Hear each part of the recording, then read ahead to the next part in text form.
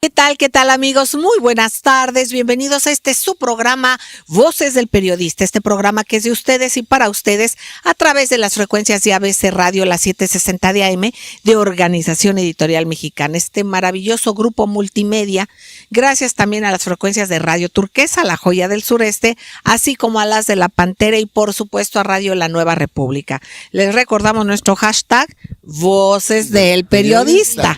El privilegio de estar como muchas veces y las más veces que se pueda con el maestro Juan Bautista, parte fundamental del Club de Periodistas de México, del jurado calificador del certamen nacional e internacional de periodismo. Precisamente estamos en reuniones con directivos y ya con esos trabajos del certamen estamos en este tipo de menesteres, queridos amigos. Y bueno, él también es fundador de la Fraternidad de Reporteros, así es que es una institución, Premio Nacional de Periodismo, posteriormente por eso es parte del jurado calificador del certamen. ¿Qué tal, maestro Juan Bautista? Celeste, gracias de nuevo. Pues empezando el año, amigos, Celeste, un tema importante para abrir las puertas de este nuevo ciclo siempre será la cultura. Exactamente. Fíjense, maestros, amigos, que yo quiero agradecer la presencia de la maestra tan querida, Laura González y Matute. Ella es una institución en el ámbito de la cultura. Ella es maestra investigadora en historia del arte por el Instituto Nacional de Bellas Artes. Es curadora de arte, en fin, ya ahorita nos van a compartir para que ustedes la conozcan porque hemos pedido a la maestra que esté cerca de Voces del Periodista, que la podamos tener más. Ella viaja mucho, ella tiene muchos compromisos, pero sin embargo es muy importante. ¿Por qué? Porque estamos viviendo el paradigma, el cambio en muchos asuntos y lo sabemos, pero además ha habido y está habiendo una especie de transformación de un renacimiento, digamos, ¿no? Está habiendo un renacimiento, queridos amigos, incluso en el lenguaje. Por ejemplo, ya se había soslayado y se veía casi como obsoleta la palabra nacionalismo o lo nacional o la parte de la ética. Finalmente, ¿y qué se está haciendo? Se están retomando muchos conceptos fundamentales para nuestro queridísimo, nuestro amado México. En este contexto, el recapitular con movimientos importantísimos de la cultura en México, como es el muralismo, pero también el que veamos cómo, también el muralismo, que lo vemos como algo muy local, cómo ha impactado en esta interacción de lo nuestro hacia afuera, cómo ha habido y se han partido de ahí, de México, nuevos movimientos, nuevas formas de manifestarse precisamente gracias a la cultura mexicana. Maestro, yo te pido, Juan Bautista, querido, ampliarnos Sí. la personalidad que tenemos aquí de la maestra Laura González y Matute. Claro, Celeste, si me permites, antes de entrar a los datos académicos curriculares de la maestra Laura González y Matute, el tema que bien señala Celeste, estamos en el momento no de una transición, sino de un renacimiento de conceptos, de palabras. Por ejemplo, el tema de las lenguas, de los idiomas autóctonos en México, siempre nos dijeron que eran 52, después dijeron que eran 56, o resulta que son cerca de 68.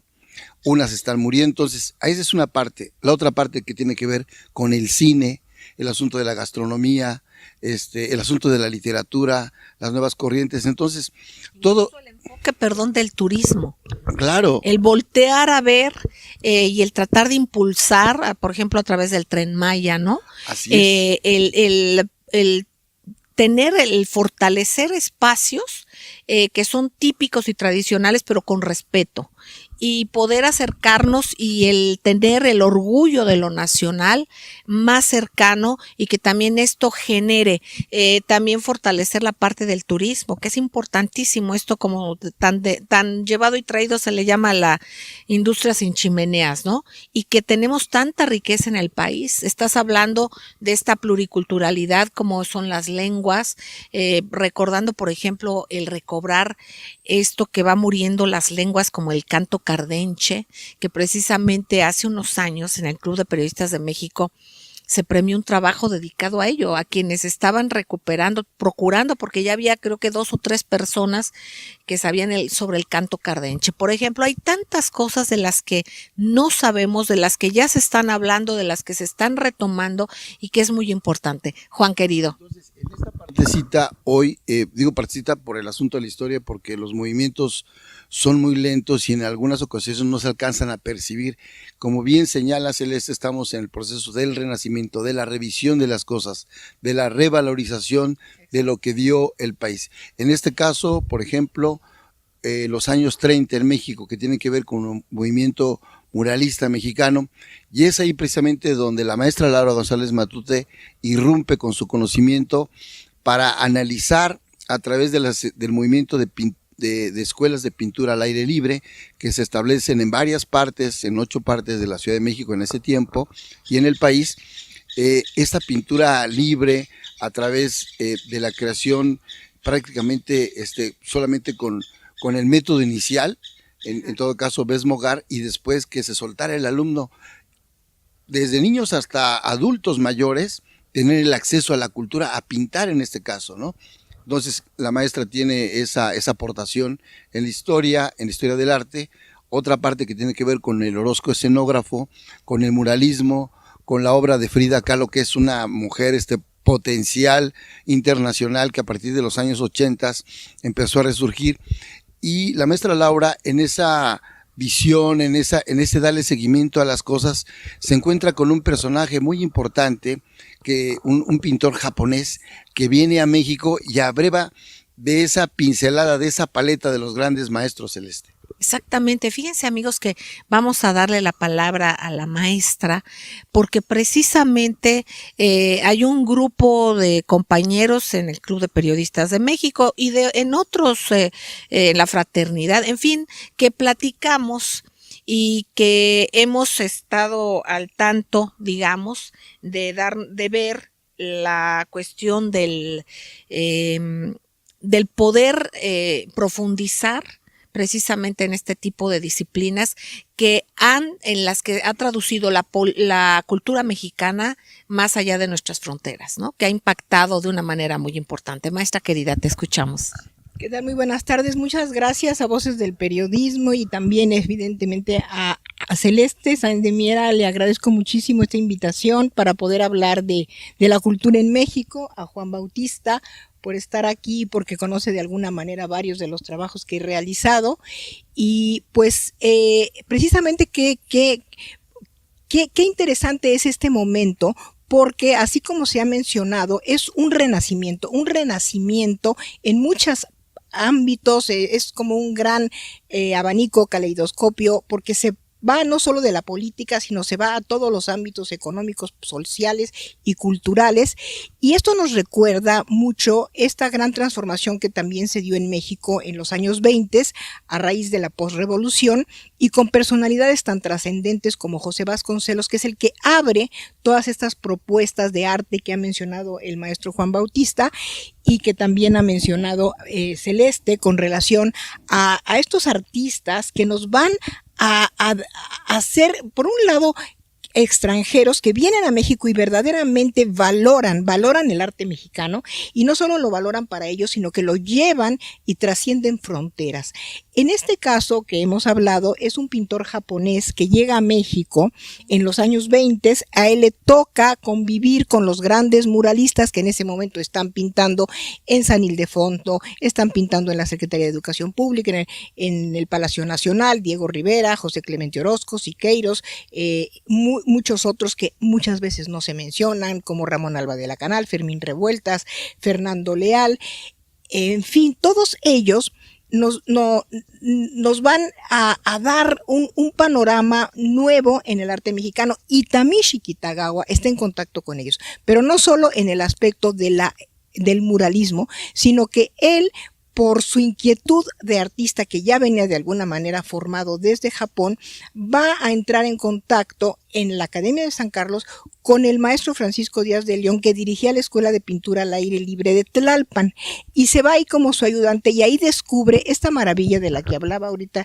el maestro Juan Bautista, que es las escuelas al aire libre, que era un proyecto posrevolucionario para dar el arte al pueblo, el arte a todos los sectores, el arte a todos los, digamos, sectores sociales, desde los clases más humildes, campesinos, en fin, se les llamaba a parajes así muy bucólicos, y se iban creando escuelas en Chimalistac, en Coyoacán, en Churubusco, en Xochimilco, en Tlalpan, en la Villa de Guadalupe, y se abrieron otras inclusive fuera, en Milpalta, en Michoacán, y hubo algunas en San Ángel, en Iztacalco. Esto habla de una manera en la que el arte se fue permeando por todo lo que va a ser en ese momento la Ciudad de México y sus barrios aledaños. Kitagawa entra en contacto con esto, él como una persona muy sensible se da cuenta del valor de dar el arte a las clases pobres, pero sobre todo a los niños, a los campesinos, a los hijos de los obreros, en fin. Y esta experiencia después él la va a llevar a Taxco, porque lo nombran en los años 30 director de la Escuela de Pintura al Aire Libre de Taxco, y ahí él va a implementar esta nueva escuela en donde surgen grandes maestros de la pintura mexicana, como Feliciano Peña, como Manuel Echauri, como Amador Lugo. Y aquí lo que es muy importante es que Tamishi Kitagawa verdaderamente va al fondo de la cultura mexicana, no solo por el muralismo, aparte de las escuelas de pintura al aire libre, también se interesa de manera extraordinaria en la cultura mesoamericana, y se sabe que traduce partes del Popol Vuh, de la cosmogonía maya, y por otro lado también traduce algún texto literario maravilloso de la Revolución Mexicana, como fue Los de Abajo de Mariano Azuela.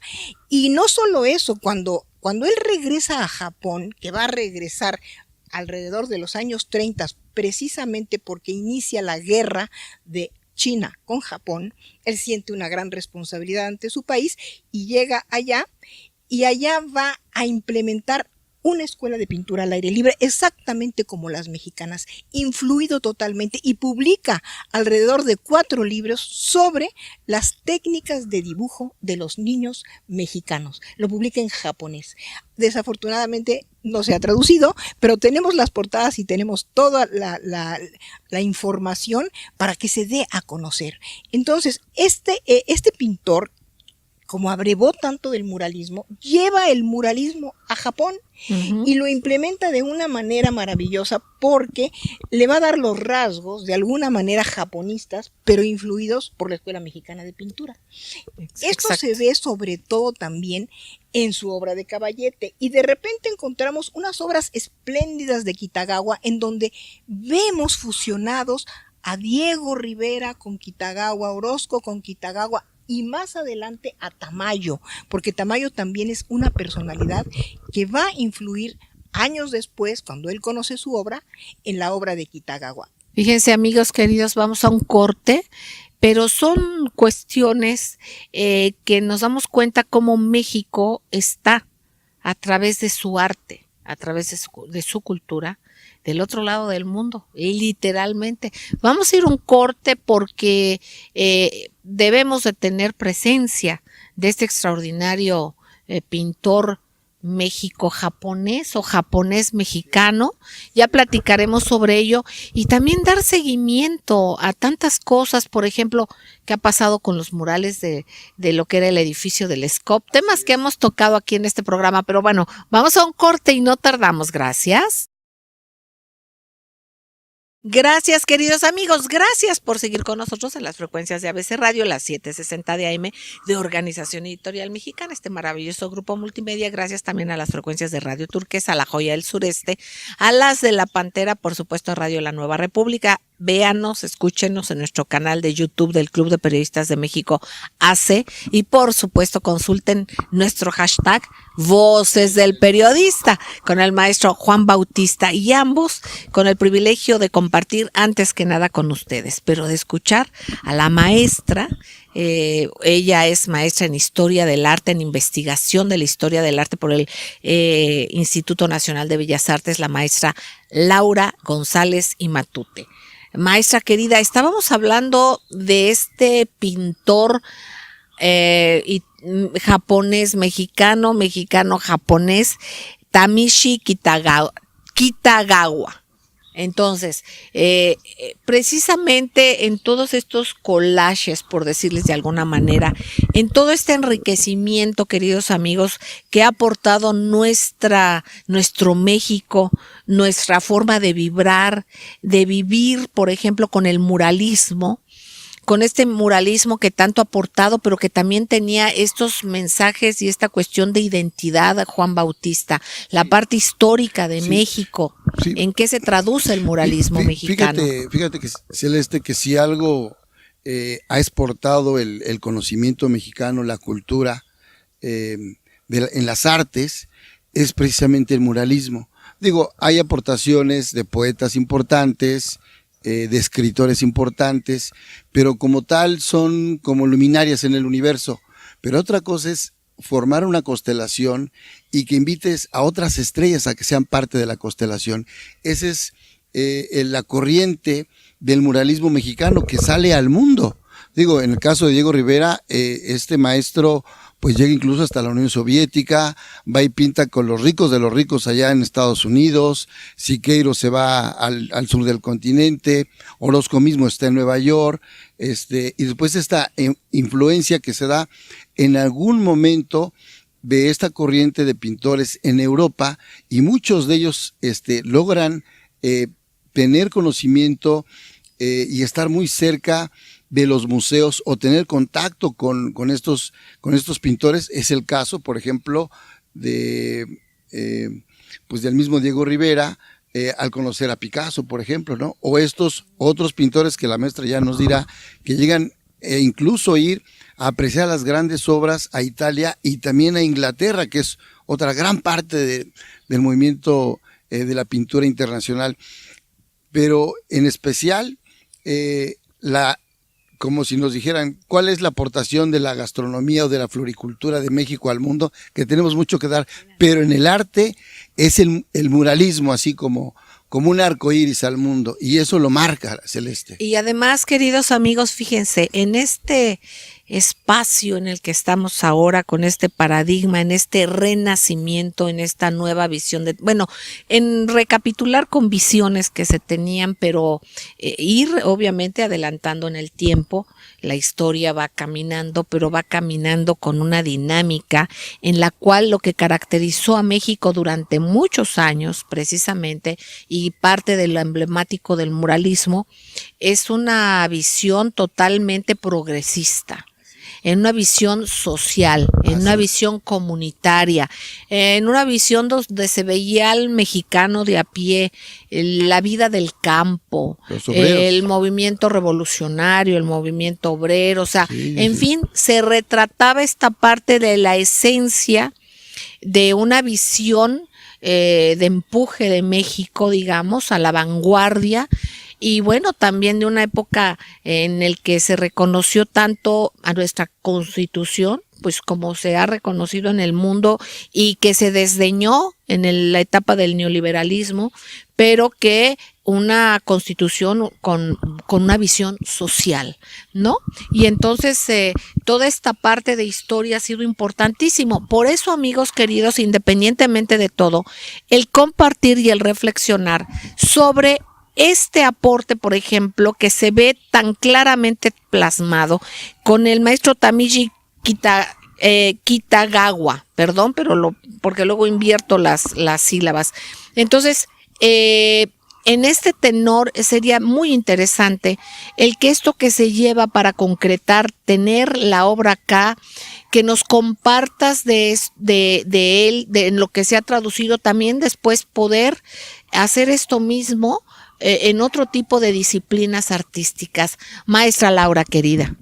Bueno, pues sí, exactamente esta manera de proyectarse del arte mexicano, como ya lo acabamos de decir, como se ve, como se ha platicado, que no solo los artistas mexicanos fueron a Europa, se influyeron de allá, lo trajeron a México, pero de aquí también se fue, en este caso, por ejemplo, Estados Unidos. Creo que también algo muy interesante que queda del muralismo, bueno, después continuaré un poquito con Kitagawa, es la parte de los muralistas chicanos. También los muralistas chicanos van a dar una visión espléndida de toda la problemática del haberse ido del país, pero ellos allá en Estados Unidos van a tapizar muros y muros y muros con toda la esencia mexicanista y sobre todo con nuestros símbolos, como puede ser, por decir algo, la Virgen de Guadalupe o algunos otros íconos muy, muy mexicanos, hasta los mismos los luchadores como el santo, en fin, todas estas partes así muy de la esencia mexicanista se van a llevar a Estados Unidos. Es la pintura chicana, es muy interesante y también es de lucha, de protesta, de denuncia, porque esa es la raíz del muralismo. La raíz del muralismo es dar a conocer la historia, dar a conocer las luchas sociales, y creo que en este caso la figura de Kitagawa, que es una persona muy, muy pues muy culta, que conoce mucho de la historia,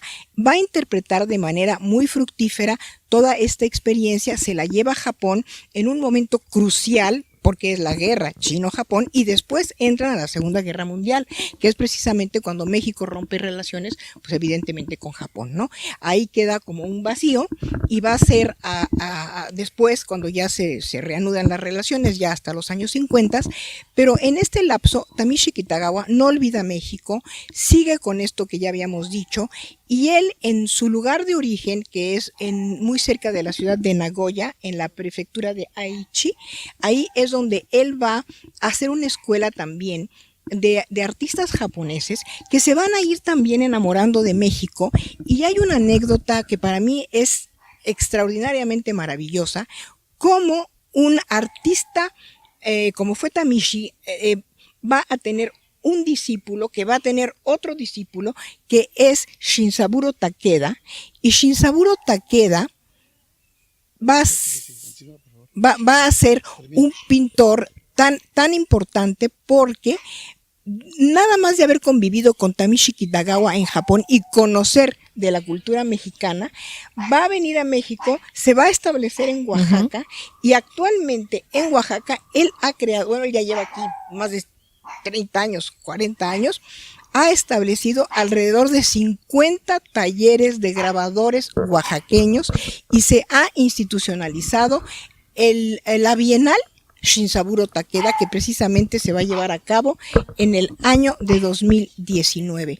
Creo que esto marca muchísimo la presencia de Tamishi Kitagawa, porque no solo vino a México y se fue a Japón, sino que en Japón crea una escuela en donde los alumnos japoneses vuelven a México, y aquí en México están haciendo toda una escuela de artistas grabadores que ya trascendió a una Bienal Internacional de Shinsaburo Takeda. Entonces, creo que esto ya nos deja muy claro la intercomunicación, interrelación y sobre todo esta parte tan rica que es, no solo es como siempre México, Estados Unidos, Europa, no, ahora es Asia también. Entonces son todos los continentes, y de esta manera todo lo que es la orbe, el planeta, porque también si seguimos nosotros investigando, igual de alguna manera podemos llegar a algunas raíces africanas, etcétera. Esto es lo que hay que rescatar de un pintor como Tamishi Kitagawa, que trasciende todas las fronteras, que comparte, que valora y que nos va a nutrir a ambos continentes de una manera muy, muy rica. Esto es muy importante, y reiteramos, queridos amigos, el darnos cuenta cuántas cosas hay, cuántas cosas dejamos de ver, porque yo aquí quiero retomar la parte de las visiones, de las nuevas visiones, y estoy hablando de esta cuarta transformación.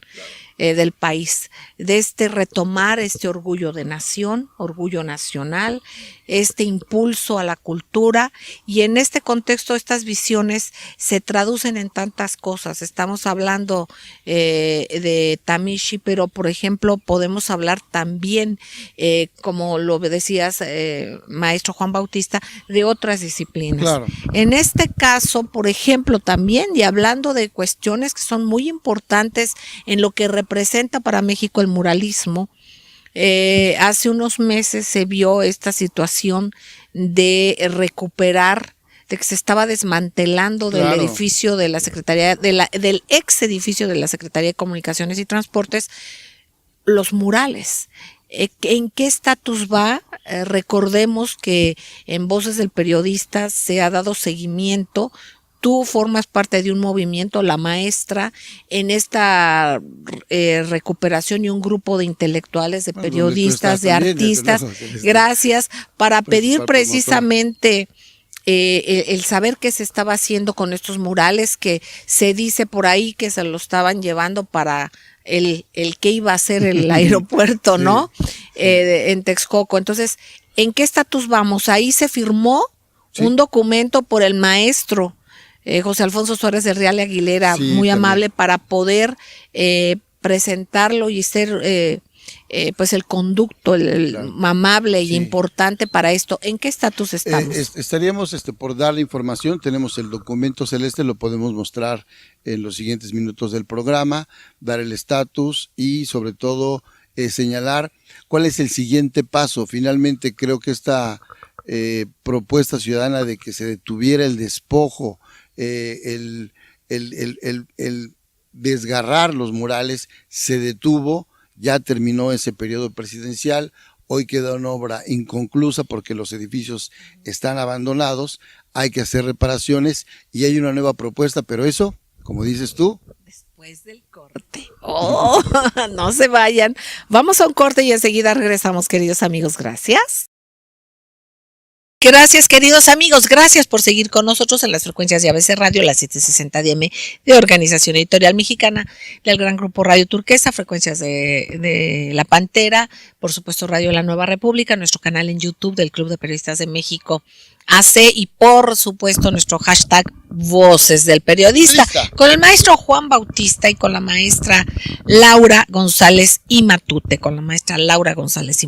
quien nos honra al maestro Juan Bautista y su servidora de estar con nosotros. Bueno, en el contexto de recopilar un poquito, de recuperar la importancia de estos murales, de lo que fue el edificio de la Secretaría de Comunicaciones y Transportes, imagínense, amigos, imaginamos que los murales todos son de pintura, o la mayoría, muchos de nosotros pensamos esto. ¿Qué sucede? Que no es así. Y yo le pediría a la maestra Laura González Matute que nos explique cuál es la técnica con la que está hecha estos murales que estaban en lo que, bueno, que están, y algunos estaban, ¿no? Que se ha ido desmantelando lo que fue el edificio de la Secretaría de Comunicaciones y Transportes, que en el terremoto, bueno, se desocupó y todo, pero ver qué tan importante es, en qué etapa están y con qué técnica y qué paralelismo pudiesen tener para que midamos la importancia artística e histórica, por ejemplo, con lo que es la biblioteca de la Universidad Nacional Autónoma de México. Maestra Laura, querida, nos compartías en el corte al maestro Juan Bautista y a tu servidora esto de cómo se hace estos murales, que imagínense, son colores naturales. ¿A qué me refiero? A que es piedra. Entonces, si usted ve algo color carne, bueno, pues se buscó una piedra que diera ese tono. Si usted ve algo oscuro, algo verdoso, algo negro, del color que usted está viendo, o rojizo, todo esto son piedras naturales. Maestra, te escuchamos con atención. Bueno, gracias, Celeste. Bueno, sí, exactamente, que como decía el maestro Juan Bautista, estos murales no son pintados al fresco, sino que son mosaico. Esta técnica de alguna manera fue rescatada también por Diego Rivera, porque el antecedente es precisamente el Museo de la Nahuacalli. El Museo de la Nahuacalli, que ya tiene algunas partes con mosaico de colores, está implementado tanto por la propuesta de Diego como por el arquitecto y pintor Juan O'Gorman. Ellos son los que van a dar paso a esta propuesta que después se va a ver claramente llevada a cabo cuando se construye la Universidad Nacional Autónoma de México, en este gran predio que todos conocemos donde están todas las facultades. Y si recuerdan, en todas las facultades hay pinturas y hay mosaicos. O sea, lo que se hizo fue una concepción arquitectónica, pictórica y escultórica que se llama integración plástica. Este movimiento de integración plástica tiene la gran cualidad de integrar la arquitectura, la pintura y la escultura. Entonces, si uno va a la UNAM, perfectamente ve uno la arquitectura perfectamente planificada en todas las facultades. La plástica, que son los murales de Chávez Morado, de Juan O'Gorman, de David Alfaro Siqueiros, etcétera, y ya de ahí surge lo que va a ser la Secretaría de Comunicaciones y Transporte en el año de 1954 con el arquitecto, entre otros, Lazo.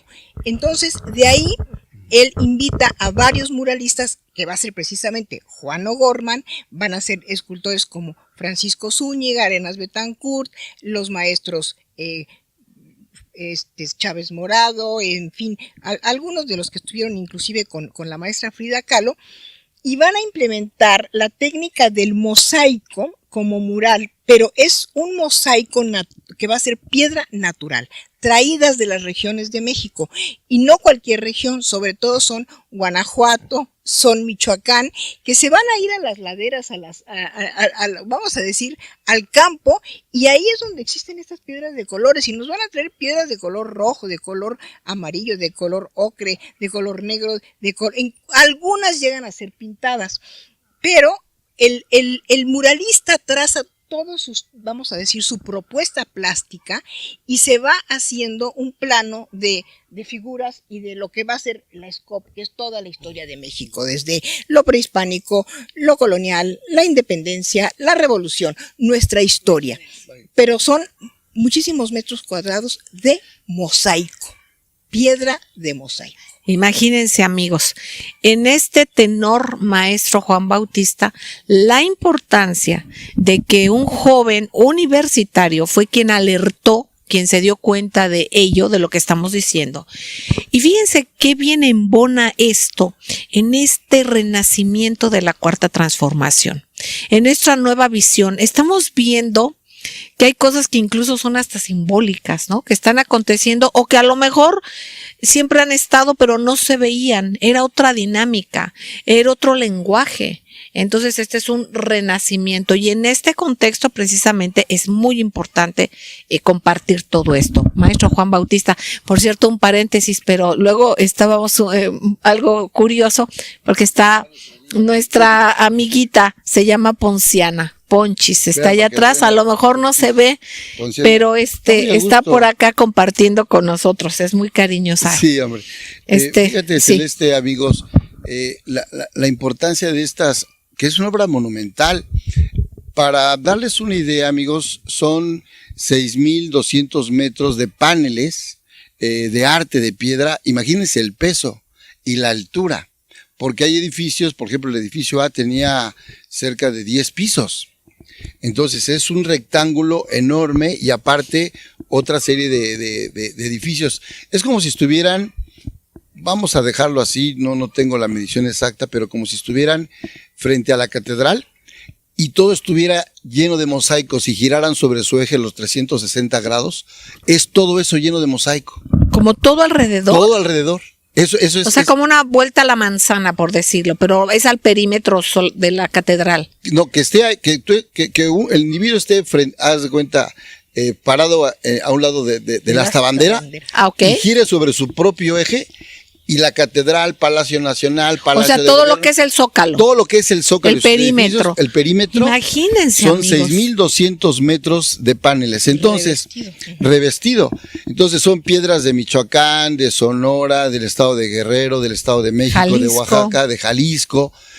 Ahí participan, por ejemplo, pues estos grandes artistas, Juan O'Gorman en primer lugar, José Chávez Morado, Guillermo Monroy, Jorge Bess, Arturo Estrada, Luis García Robledo, Rosendo Soto, José Gordillo, Francisco Zúñiga, Rodrigo Arenas Betancur, junto con los arquitectos Carlos Lazo, Agustín Pérez Palacios y Raúl Cacho y el ingeniero Luis Enrique Bracamontes en 1952, porque se termina en 54. Entonces, es parte de una situación, de un monumento colosal, cultural. ¿Qué es lo que sucede? Al sismo, al último sismo, pues que nos cimbró a toda la Ciudad de México y parte del estado de Chiapas, el 19 de septiembre del 2017. Se desaloja el edificio, pero no sufren daños estructurales, pero ya se deshabitan en la parte laboral y se ordena el Instituto Nacional de Bellas Artes. Hay un diagnóstico del SCOP donde dice, oiga, pues vamos a retirar la parte de arriba porque corren riesgo de caerse o de dañar. Retírenlos. Entonces retiran cerca de 2,400 paneles que están en unas bodegas. Pero digamos que hasta ahí suena benévolo el tema, pero la verdad es que la intención era más comercial, Celeste. Se iban a llevar todo eso sin consultar, con un desprendimiento total al proyecto de nuevo aeropuerto en Texcoco, que finalmente se canceló. Exactamente. ¿No? Entonces, hoy está el edificio, algunos están, digamos, en su gran mayoría se ven bien en apariencia, hay otros edificios que sí tienen una inclinación de 0.05 grados, cerca de unos 8 centímetros, que ya es un poco preocupante, pero es salvable según algunos arquitectos y algunos ingenieros. ¿Qué se está pidiendo?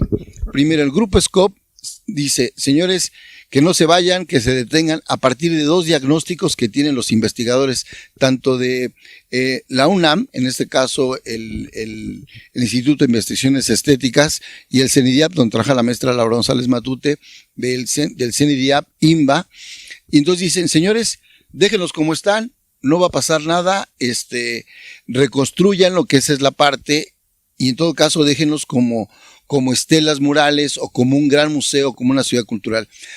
¿Qué se está pidiendo ahora? Se está pidiendo al licenciado Andrés Manuel López Obrador en el folio que se acaba de entregar en Palacio Nacional, algo curioso, Celeste, no es por criticar, pero no hay sello todavía, a mano le pusieron el folio, es el 36064 del día 28, el 28 de diciembre del año pasado, ¿no? Y recibe el documento y dan un teléfono. Pero ya está documentado. Ya está documentado. Eso es importante. ¿Y qué se está pidiendo aquí? Que el Centro SCOP se convierta se decrete que se considere espacio como patrimonio de la nación. ¿Para qué, Celeste?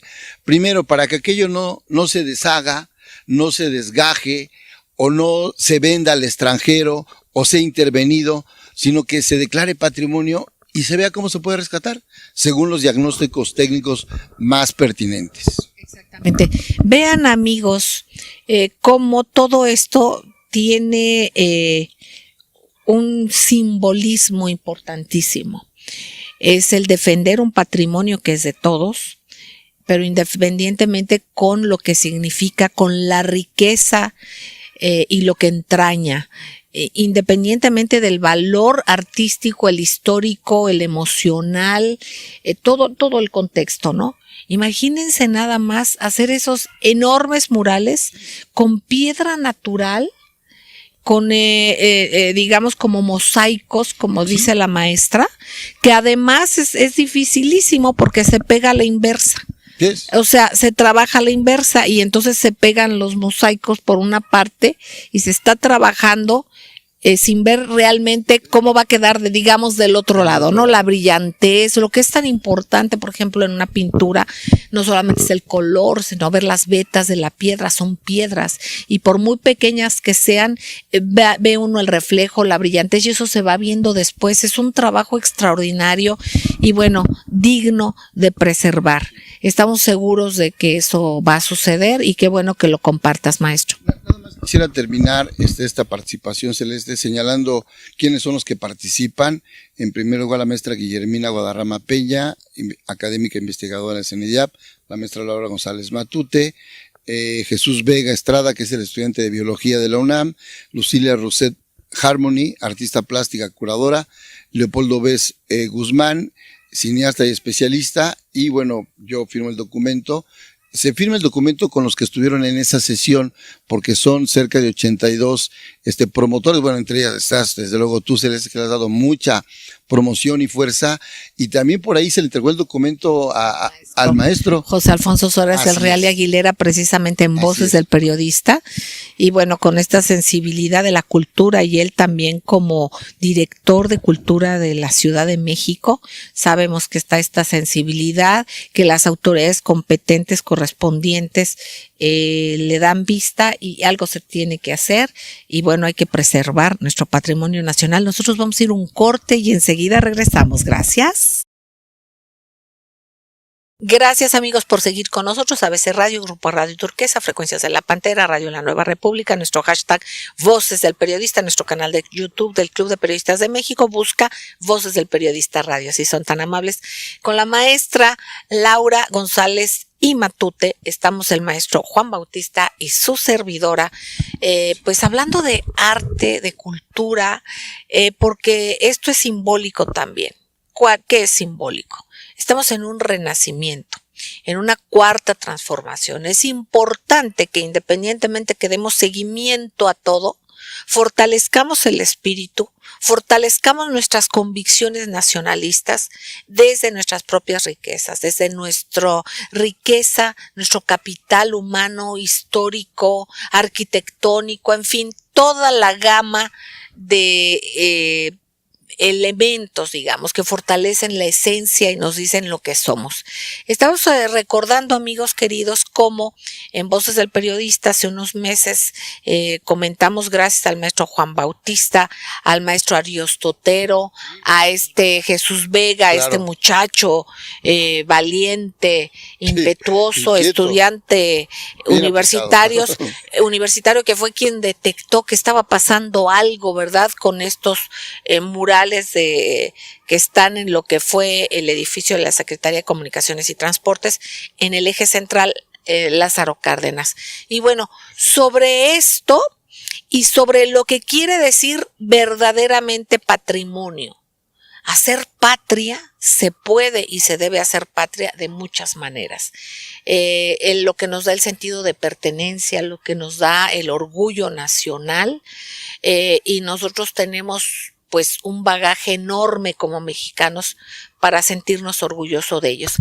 ¿Por qué no retomamos, por qué no nos explicas sobre lo que es el patrimonio? Fíjate que una parte importante, Celeste, hoy que en este asunto de la transformación, para darle seguimiento, amigos, tiene que ver con no solamente la actitud, sino la acción.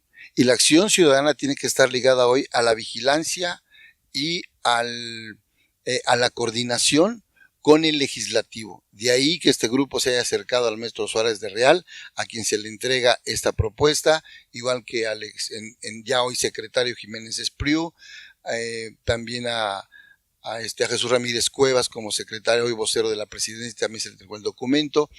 Entonces, sí hay que empezar estas acciones ligadas a la mano, en este caso del legislativo.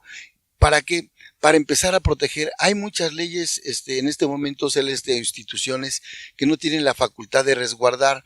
Por eso se da el saqueo, por eso se da la sustracción de documentos, de piezas arqueológicas. Entonces hay que dotar hoy a las instituciones a través del legislativo, como dicen vulgarmente, no me gusta mucho esa expresión, pero digamos que tenga dientes las leyes, ¿no? Esa es una expresión un poco común, pero efectiva. Tener la fuerza, y la fuerza también jurídica Sí. constitucional Así es. para que realmente tengan un efecto de autoridad y que no solamente queden que se dependa a ver si sí, a ver si no y que se compliquen las cosas, que sea de facto la protección del patrimonio nacional. Imagínense cuántos años de devastar no solamente la conciencia nacional, pues además de otras cosas, ¿verdad?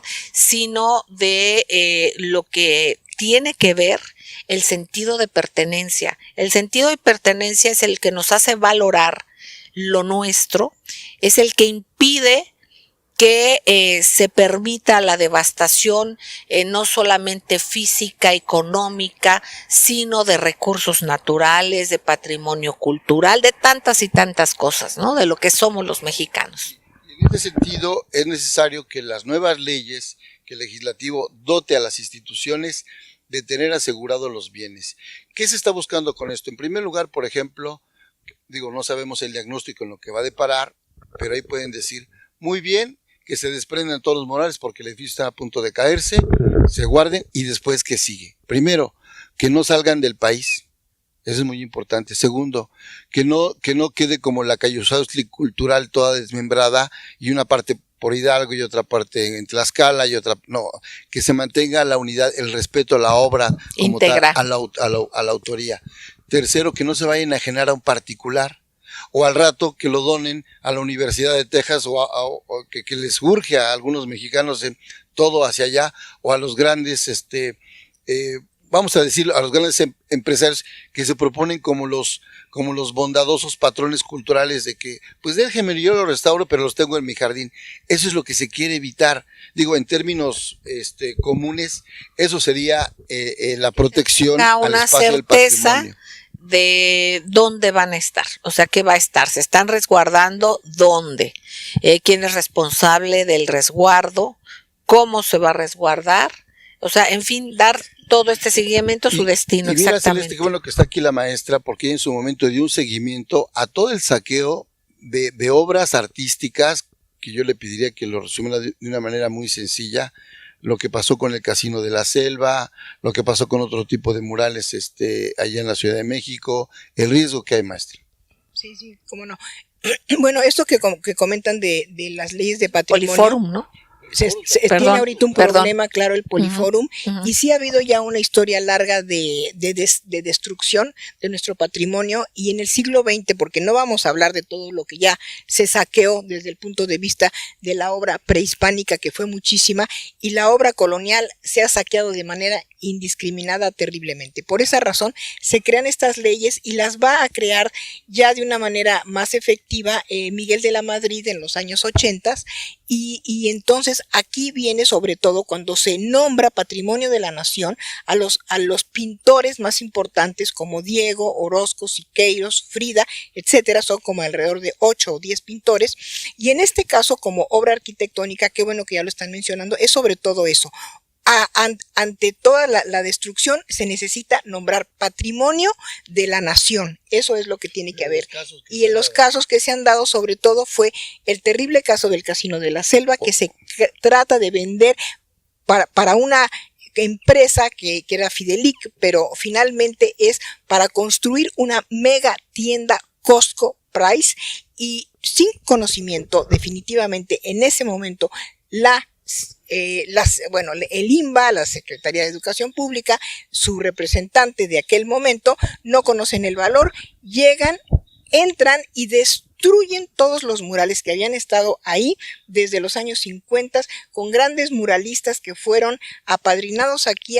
Muchos llegaron de la Guerra de España, porque esto lo promueve Manuel Suárez, Joseph Renau, en fin. Después también ya se habían destruido murales de Siqueiros, se destruyen muchos murales de los artistas de la Liga de Escritores y Artistas Revolucionarios, del Taller de Gráfica Popular, sobre todo de Leopoldo Méndez, por desconocimiento. Y en este caso creo que autoridades hayan desconocido. No conocían. Por eso, esa es otra forma de corrupción. Sí, ¿cómo terrible. Es posible que pongan a gente que no tiene el conocimiento al frente de una entidad tan importante, claro, exactamente. Y llegan y les dicen, se lo compramos, le dan un valor cero al como terreno, no como obra arquitectónica y mucho menos artística. Había un restaurante con una cúpula de Candela, que es un arquitecto maravilloso, todo lo destruyeron. Ese es algo muy, muy lamentable y que queremos evitar. En este caso, desafortunadamente, como no, los artistas no son los tres grandes, Orozco, Siqueiros, Diego, entonces no los van a conocer y con la mano en la cintura se les va a hacer fácil. Destruyan, llévenselo. Esa es la iniciativa, que se defienda. Algunos ejemplos, Celeste, de esta tragedia cultural que hay que detener. Exactamente, hay que detener y ya hay que recuperar, de hecho de una manera muy rápida, increíble, se va viendo una transformación. A escaso un mes del nuevo gobierno, sí, se han visto cosas realmente increíbles, el cambio de visión simplemente del contacto que tiene directamente el presidente de México con sus gobernados, la interacción que hay realmente es muy, muy interesante. Por supuesto hay intereses aviesos que tienen resabios y que tienen intereses, todos estos ineptos, algunos, otros ambiciosos, otros, bueno, yo no quisiera caer en más calificativos, ustedes tendrán algunos en la mente más fresquecitos que los que yo les pudiera decir, y algunos son incalificables verdaderamente. Entonces es importante tener en cuenta que esos intereses, pues hay intereses que están dolidos por esto mismo, pero sin embargo el espíritu del mexicano, el interés de todos por nuestro amado México y en esta colaboración ciudadana con la Cuarta Transformación, porque es posible gracias a que participamos los mexicanos, pues es importantísimo dar seguimiento y estar alerta y atento de tantas cosas como una fundamental que es el valorar nuestra cultura. Gracias, maestro Juan Bautista. Gracias, maestra Laura González y Matute. A ustedes, queridos amigos, mil gracias. Y yo le quiero agradecer a Jonathan Álvarez por todo su apoyo, como siempre, solidario. Gracias, Víctor Melara, Daniel Gutiérrez Morano, Milton Partida, David Hernández, Osiris. Mil gracias y reiteradas a Jonathan Álvarez. A ustedes, sobre todo, mi corazón y un beso tronadísimo. Les quiero mucho. Gracias.